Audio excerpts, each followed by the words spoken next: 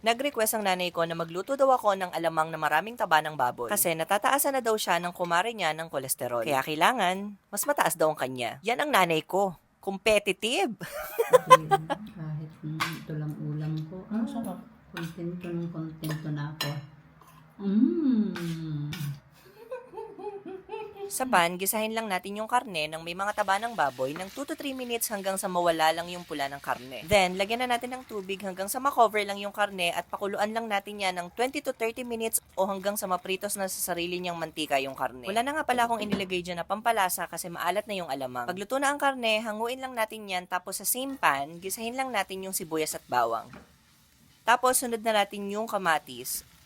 Dalawang klaseng alamang nga pala ang nagamit ko dyan kasi wala lang, trip ko lang. Hinugasan ko nga pala yun ng isa para malesin yung alat ng alamang para naman kolesterol lang yung mataas sa nanay ko at hindi yung UTI. Next, lagay na tayo ng maraming suka para mas malesin yung alat at pampahaba na din to ng shelf life ng ating alamang. Simmer lang natin yan ng hanggang sa matuyo yung suka. Next, lagay na tayo ng asukal. Pakonti-konti lang yung paglalagay ko ng asukal dyan kasi ayaw ni inay ng matamis kasi tataas daw ang sugar niya. Diba? Mas iniisip niya ang sugar niya kaysa sa kolesterol niya. Mga 6 na kutsara nga pala ang nilagay ko dyan. Di ko na pala na-video yung isa, 5 lang ang nakita nyo dyan.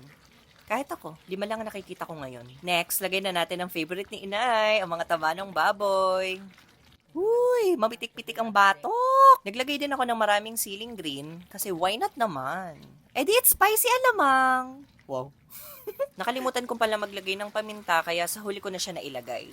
And then tapos na! Luto na ang spicy little teeny tiny alamang with taba ng baboy and siling green. Wow, ang haba naman.